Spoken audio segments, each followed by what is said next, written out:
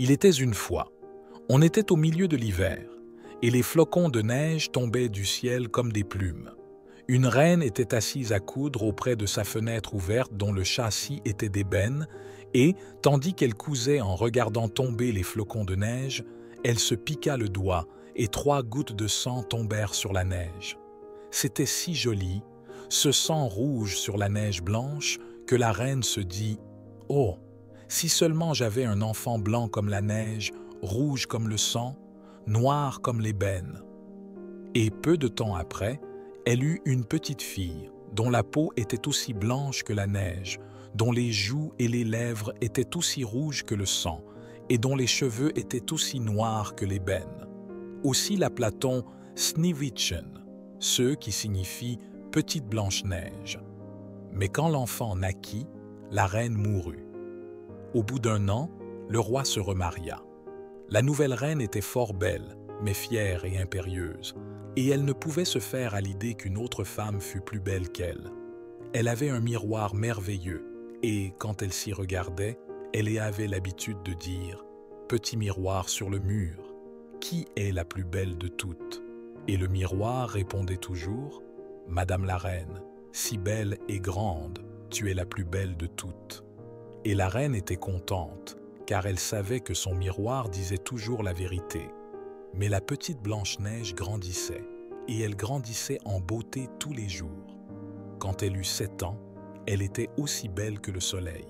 Or, un jour que la reine était allée consulter son miroir magique, il répondit « Madame la reine, si belle et grande, tu étais la plus belle de toutes, mais la petite Blanche-Neige, si belle à voir, est maintenant 1000 fois plus belle que toi. » La reine fut épouvantée, et elle devint jaune et verte d'envie. Et depuis ce moment, toutes les fois qu'elle regardait Blanche-Neige, son sang ne faisait qu'un tour, tant elle la haïssait. Sa jalousie et son orgueil ne firent que grandir de plus en plus comme de mauvaises herbes, si bien qu'elle n'eut plus jamais de paix, ni le jour, ni la nuit. Quand elle fut à bout de force, elle envoya chercher un chasseur et lui dit « Emmène l'enfant dans la forêt et tue-la, et apporte-moi quelques preuves de sa mort. » Le chasseur obéit. Il emmena Blanche-Neige dans la forêt. Mais quand il tira son couteau de chasse pour le plonger dans son pauvre cœur innocent, elle se mit à pleurer et lui dit « Bon chasseur, laissez-moi la vie. Je me sauverai dans la forêt et je ne reviendrai jamais. » Elle était si jolie que le chasseur eut pitié d'elle. « Sauve-toi donc, pauvre enfant, » lui dit-il. Et Blanche-Neige se sauva se cacher. Alors le chasseur pensa « Les bêtes sauvages l'auront bientôt mangée. » Mais il lui sembla toutefois qu'on lui avait retiré une pierre de dessus le cœur, parce qu'il n'avait pas été obligé de la tuer lui-même. À ce moment, un jeune sanglier passa en courant. Le chasseur l'attrapa, le tua et porta une partie de ses entrailles à la reine comme preuve de la mort de Blanche-Neige. Et la cruelle femme se réjouit. Pendant ce temps, la pauvre enfant s'était enfoncée de plus en plus dans la forêt, seule et bien effrayée de ne voir que des arbres et des feuilles. Elle ne savait où chercher du secours. Elle courait sur les cailloux pointus et à travers les ronces, effrayant les bêtes sauvages qui heureusement ne lui firent point de mal. Elle continua de courir aussi longtemps que ses jambes purent la porter, et la nuit était déjà venue quand elle arriva soudain devant une toute petite maison au beau milieu de la forêt. Blanche-Neige se dit qu'elle pouvait peut-être y entrer se reposer. Alors elle s'approcha et regarda à l'intérieur par la porte entr'ouverte. Tout était très petit dans la petite maison, mais tout y était propre et en ordre. Au milieu de la chambre, il y avait une petite table et le couvert était mis sur une nappe bien blanche. Il y avait 7 petites assiettes, 7 petits couverts, 7 petits couteaux et 7 petits gobelets. Contre le mur étaient alignés 7 petits lits couverts de couvre-pieds d'un blanc de neige. La petite fille poussa la porte et entra. Blanche-Neige avait bien faim et bien soif. Alors elle prit un peu de pain et de salade dans chacune des petites assiettes et elle but 1 ou 2 gouttes de vin dans chacun des petits gobelets, car elle n'aurait pas voulu laisser une des assiettes et un des gobelets tout à fait vides. Puis, comme elle était très fatiguée, elle s'étendit sur un des lits et ne tarda pas à s'endormir.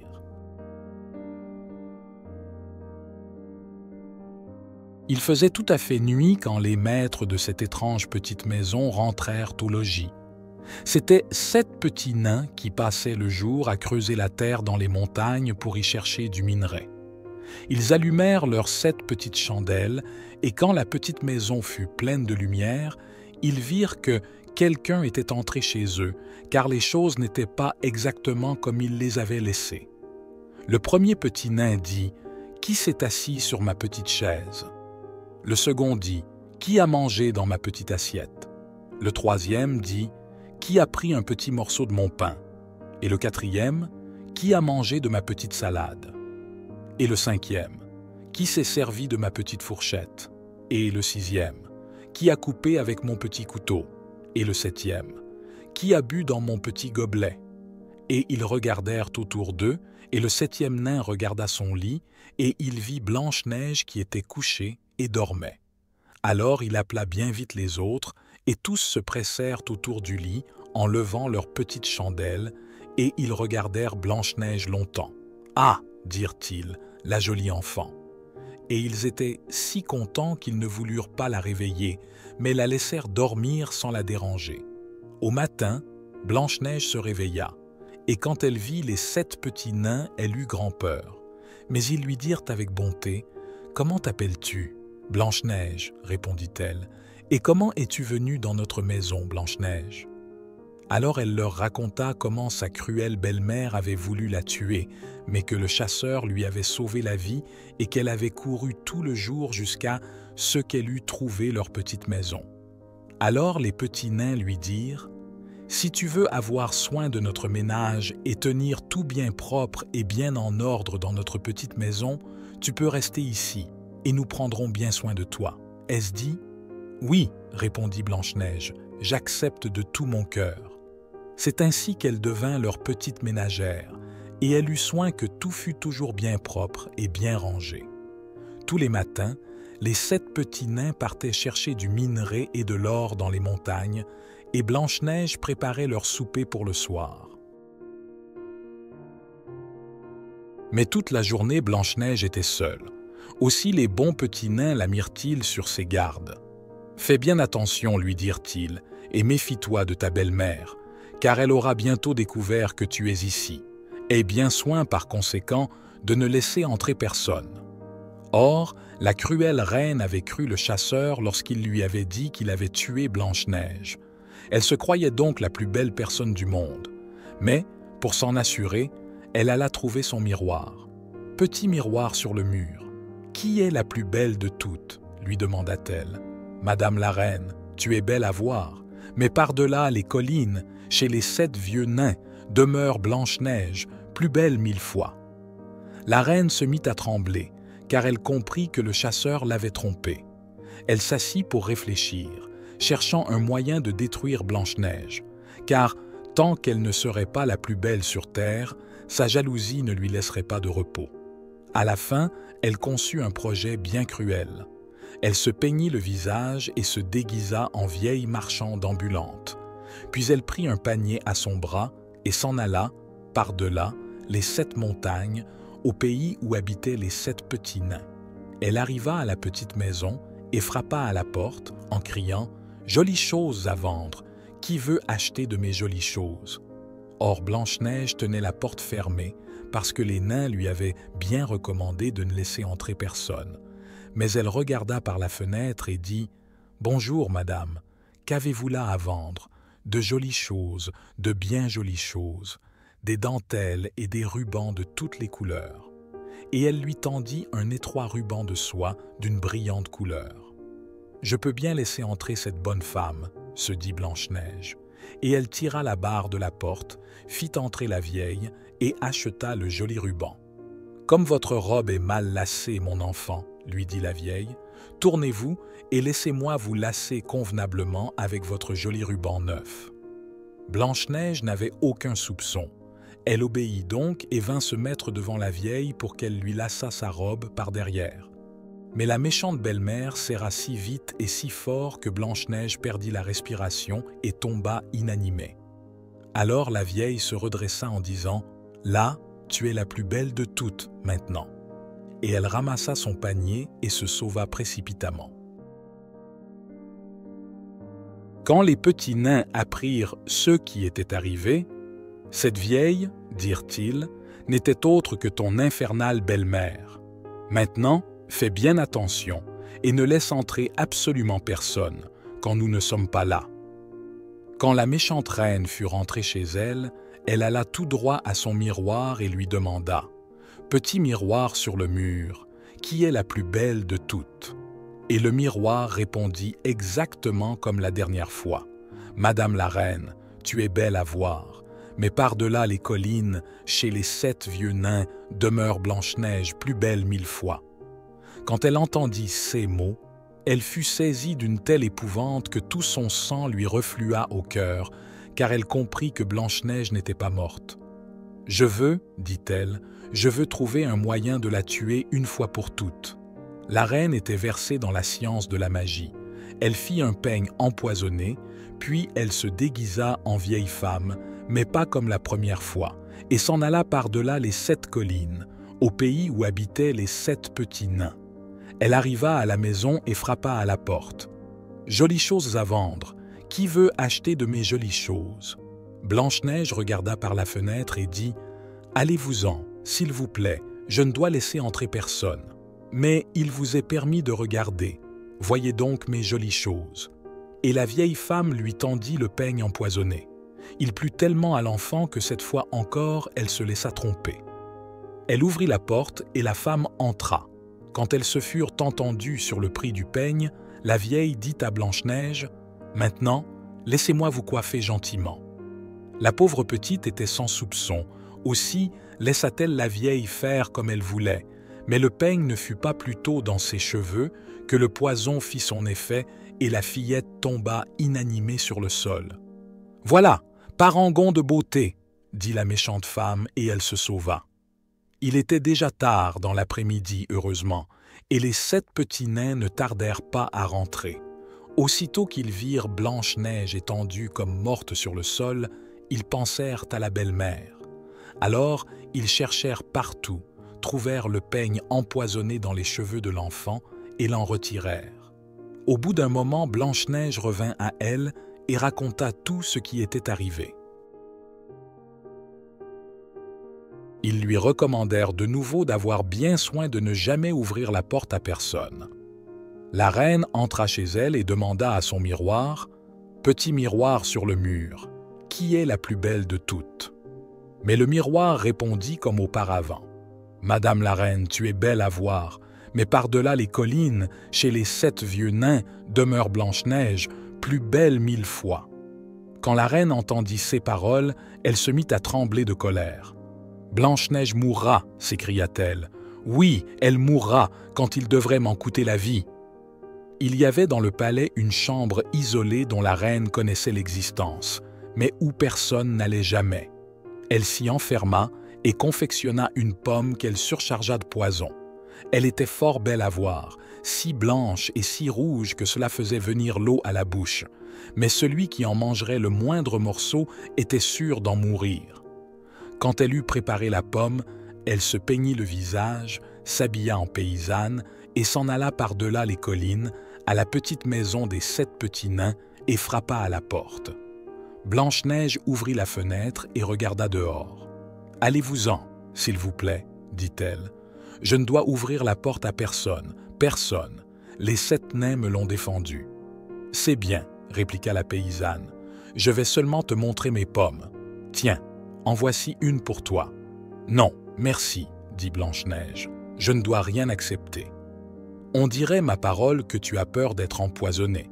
Tiens, je vais la couper en 2.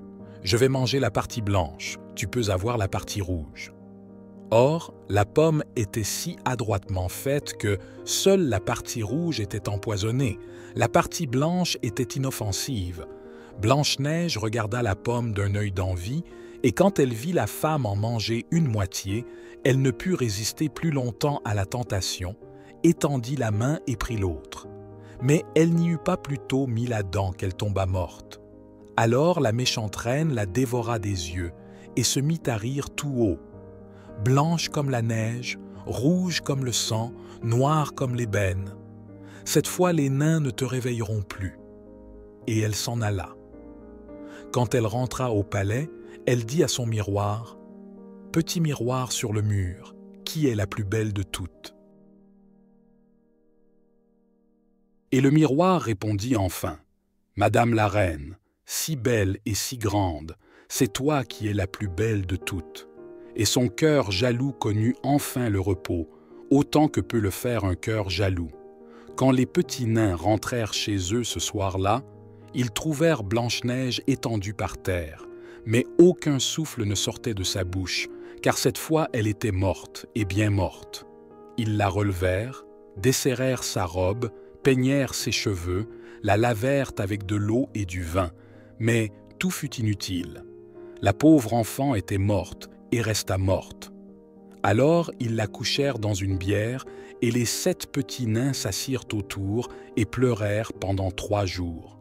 Puis ils pensèrent à l'ensevelir, mais elle était si jolie, elle avait l'air si vivant, et ses joues étaient toujours si vermeilles qu'ils ne purent s'y décider. « Nous ne pouvons l'enfermer sous la terre noire, dirent-ils. Alors, ils lui firent un cercueil de cristal transparent et l'y déposèrent. Puis, ils écrivirent sur le cercueil le nom de Blanche-Neige en lettres d'or et qu'elle était la fille d'un roi. Et les petits nains restèrent auprès à le veiller, chacun à son tour. Et les bêtes sauvages vinrent pleurer Blanche-Neige, d'abord un hibou, puis un corbeau, puis une colombe. Pendant bien longtemps, Blanche-Neige resta couchée dans le cercueil et elle ne changeait point. Elle avait toujours l'air de dormir, blanche comme la neige, rouge comme le sang, et ses cheveux noirs comme l'ébène. Or, il arriva qu'un jour, un fils de roi qui chevauchait à travers la forêt s'arrêta à la maison des petits nains pour y passer la nuit.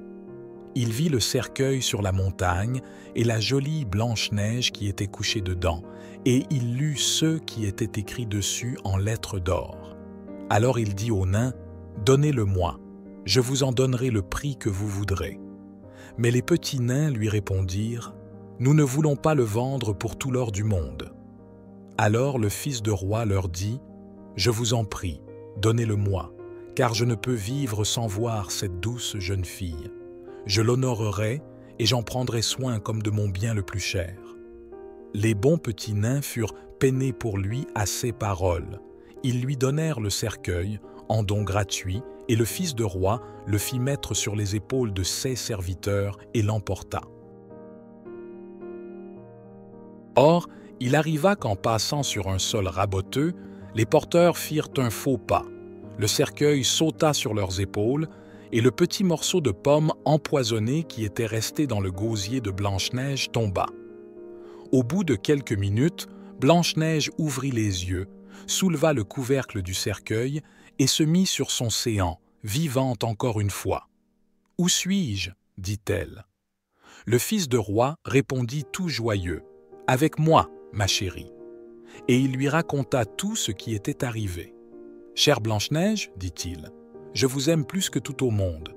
Venez avec moi au château de mon père et soyez ma femme. » Blanche-Neige le remercia et consentit à l'accompagner. Et quand ils furent arrivés, on célébra leur mariage en grande pompe au milieu de 1000 réjouissances. Or, parmi les personnes invitées aux fêtes du mariage, se trouvait l'infernale belle-mère de Blanche-Neige. Elle ne savait pas qui était la jeune reine, mais, au moment de partir pour le château, après qu'elle se fut revêtue d'habits magnifiques, elle alla trouver son miroir et lui dit « Petit miroir sur le mur, qui est la plus belle de toutes ?» Elle fut épouvantée d'entendre le miroir lui répondre « Madame la reine, tu es belle à voir, mais la jeune reine est 1000 fois plus belle que toi. » La méchante femme laissa échapper une malédiction, et son courroux fut effroyable à voir. Tout d'abord, elle ne voulut plus aller au mariage. Mais sa jalousie ne lui laissant pas de repos, elle comprit qu'il fallait qu'elle y aille voir un peu comment était la jeune reine. Quand elle entra dans le château, elle vit Blanche-Neige qu'elle reconnut aussitôt. Elle resta muette de terreur et incapable de faire un mouvement. Puis quelqu'un s'approcha d'elle, des pincettes à la main, et déposa à ses pieds une paire de souliers de fer chauffés au rouge qu'elle fut obligée de mettre. Chaussée de ces souliers brûlants, elle fut obligée de danser et de danser encore jusqu'à ce qu'elle tomba morte.